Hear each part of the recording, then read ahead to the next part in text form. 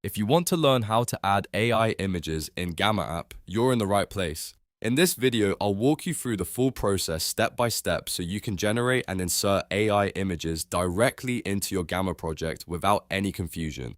This is a simple but powerful feature that can make your presentations, documents, and cards look much more polished and engaging. If this tutorial helps, make sure to hit the like button and subscribe for more easy software tutorials just like this. Now let's jump in.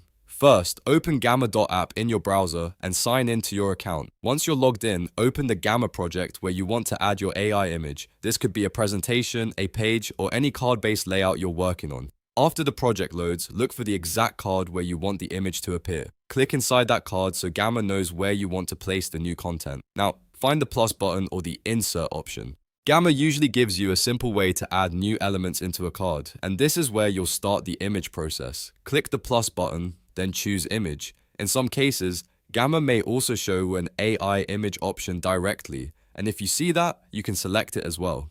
The goal here is to open the image generator so you can create a custom visual instead of uploading a file manually. Next, you'll need to type a clear prompt for the image you want Gamma to generate.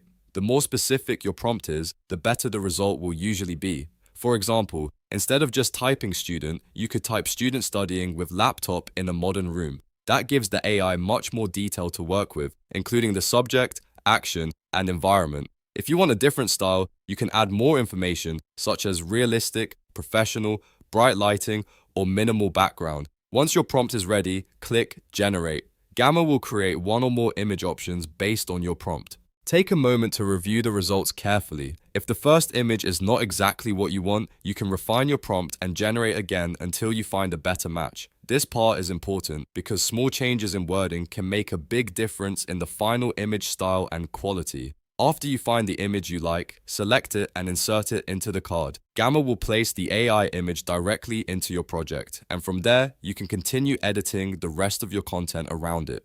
You can resize, move, or adjust the card as needed so everything looks clean and well organized. And that's it.